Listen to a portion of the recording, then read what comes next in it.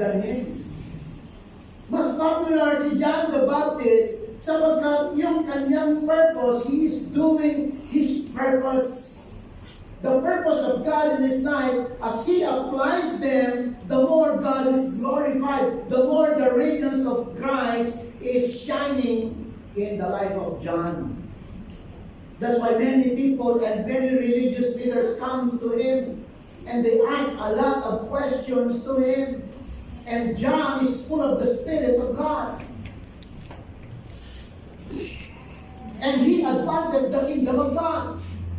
That's why in Matthew chapter 11 verse 12, sabi na, from the days of John the Baptist, the kingdom of heaven has been forcefully advancing.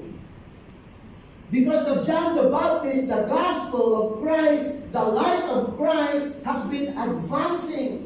And those forceful men, and the forceful man lay hold of it, the Bible says. Kaya yung buhay ni John is very particular. John the Baptist is very particular. That's why binigyan ng emphasis ni John the Beloved. Binigyan niya ng importansya kung ano yung role na meron itong si John the Baptist. Sabi niya, John himself was not the light. He came only as a witness to the light. And believe me, all of us have a purpose. At yung purpose na yan ay panawagan ng Panginoon. Sabihin mo sa tabi mo, we are called. We are called To be alive. to be alive. So may panawagan tayo. Kung hindi mo alam yung panawagan mo sa buhay mo sa Panginoon, ngayon ipapaalam ng Espiritu ng Diyos sa iyo kung ano yung panawagan mo. And let us understand 4 responses in our call to be alive. Paano ba tayo mag-respond to announce? It means to declare. That is what John the Beloved did also. He proclaimed about John, who is the Baptist, and John the Baptist proclaimed about the coming of the light. Kaya nga, nung makita ni John the Baptist, si Jesus Christ coming to him while he was baptizing in the Jordan River, sabi niya, behold, the Son of God who takes away the sins of the world. He already knew who was coming to him. He is the light of the world. I am not the light of the world. The one coming now is greater than me, that I am not even worthy to untie his sandals. He proclaimed who Christ is. He proclaimed who the light is. And everybody say, amen. And every believer must also proclaim who Christ is. Amen. Especially when there is crisis. Let people know that Christ is the answer. Let them know that in the midst of this dark world, there is Christ, who is the light of the world. Sa mga nagugulumihanan, sa mga gusto na halos magpatiwakal, sa mga gusto na halos titilin ang kanilang mga buhay, sa sindi ng kadiliman at problema, let them know that there is Christ. We are to proclaim. And God is calling us to proclaim the existence of this light in the midst of darkness. John 1:4 says, in Him was life. We are to proclaim that in Christ we have life. Amen. Kung may mga tao na nawawala na ng mga pag-asa sa buhay, hindi na nila maintindihan kung ano ang buhay, sabihin nila, ano ba namang buhay to? Sabi nila, sobra namang buhay to, wala nang kwenta ang buhay na ito. Kaya minsan pag kinusta mo, oy, kamusta ka na? Long time no see. Sagot sa'yo, eto buhay pa rin. Nabubuhay na lang without knowing the purpose why they live. You know, ang pinakamasayang tao sa ibabaw ng lupa, yung alam nila yung layunin nila kung sila nabubuhay. Talungin mo yung katabi mo, sabi mo sa katabi, you must know the purpose why you live. You must know the purpose why you live. Kasi kung hindi mo alam ba't ka nabubuhay, ba't ka nabubuhay? Ah. Nga nga. Nga. Ayaw. Sapagkat bawat isa sa atin ay nilikha ayon sa wangis ng Diyos. Kaya hindi walang saysay ang buhay ni Noan. Sinira man yan ng maling pag-ibig, sinira man yan ng mga nakaraan, sinira man yan ng mga gawa natin sa mga alalahan mo, ang buhay na mayroon ka ay mahalaga kay Kristo. Amen. Yan ay binayaran ng banal na dugo ni Kristo na ibinigay niya ang kanyang buhay para iligtas lamang ang kaluluwa nito. Tatandaan po natin, tayo po ay napakahalaga sa Panginoon. And that is why it says, in Him was life, and that life was the light of all mankind. We are to proclaim all mankind. And sometimes we get angry with, alam mo yun, yung mga lumalaban sa mga anak ng Diyos. Akala natin ang problema natin yung Muslim, hindi po yung Muslim. Ang problema po natin yung gawa ni Satanas sa buhay ng bawat tao. We have to love people. We have to bring them to the light. The only problem is that they were not in the light. That is why they do not know what life is. Verse 5, the light shines in the darkness, and the darkness has not overcome it. So people must know that out of their darkest situation, a light has gone. Ano bang uri ng kadiliman ang bumabalot sa buhay ng tao ay maliliwanagan ni Kristo. Kahit na gaano pa kadilim ito, pag nariyan si Kristo, maliliwanagan siya.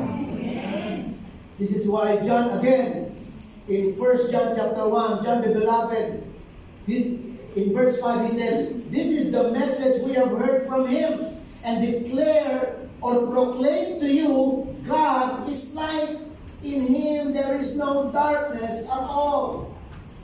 So He proclaimed again in other book of John, the other epistles of John.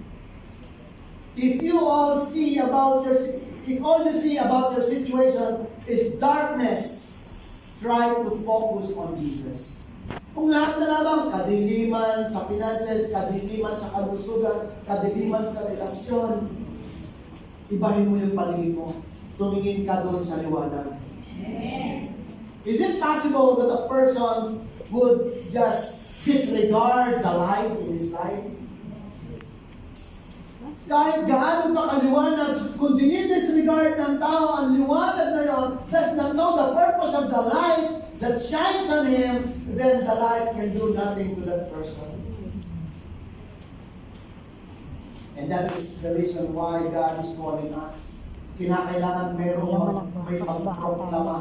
Kinakailangan merong magsabi, hey, come on, there is light, there is hope. Come on, there is hope in your situation. There is healing in your sickness. There is God has a provision for your situation. And that is our calling. We are called to show the people about the existence of light so that they would know the path where they are going. Meron po isang bata, naglalakad sila ng kanyang tatay sa gitna ng kadiliman doon po sa baryo nila. At ang dala-dala po nilang liwanag ay lampara. At yung bata natatakot kasi yung sobrang dilim na yung abot lamang ng lampara na dala nila ay napakaliit. Ang nakikita na kailangan para makita mo yung nasa malayo, itaas mo at lalapit ka gano'n para makita mo. At malayo pa yung kanilang lalakaran. Nakakapit sa tatay yung kanyang anak. Sabi niya, Dad, I'm so afraid of darkness. Takot na takot siya sa kadiliman. Sabi ng tatay, it's okay, son. Sabi niya, but for as long as we have this small light, habang meron tayo nitong maliit na ilaw na ito, makakarating tayo sa patutunguhan natin. Aware? You don't need a broad daylight para lamang makarating ka doon. For as long as you are in the midst of darkness, for as long as you have a small light, at lumalakad ka, sinusundan mo yung liwanag na yun, dala-dala mo na yun, makakarating ka sa patutungan. Let us give hope to the people. You may not have a light that is so vast. Wala kang malaki na liwanag o makapangyarihang liwanag. But if you have only a small light and you decide to just move on and carry on whatever circumstances you may have, you will be able to reach your destiny. No matter how small that light can be, that light will shine in the darkness. And that light will never overcome by darkness. In fact, may narinig ka doon, ano hindi nga doon? Pag pinuntahan mo yun, dala-dala mo yung liwanag na yun, makikita mo pa rin po ano yung meron doon. Therefore, we serve as a proclaimer of that light because many people no longer see where they are going. Hindi nila maalaman o mayroon silang takot na harapin ang kinabukasan, mayroon silang takot na harapin ang kanila pong mga hamon sa buhay. At yan ang purpose ng liwanag na tayo ay maging liwanag para sa kanila. Ang liwanag ay ginagamit para, ang liwanag ay mayroong layunin. Ito ay para gamitin. Di ba? Hindi natin kailangan ng liwanag in a broad daylight. Hindi natin kailangan ng naka-on na mga lamppost dyan sa kalye na yan kapag kaaraw. Kaya nga meron silang sensor, yung mga ilaw sa poste, upang sa gayon pag labas ng liwanag, mag-turn off na siya. Hindi dahil para makatipid, kasi useless yung liwanag sa nagliliwanag na araw.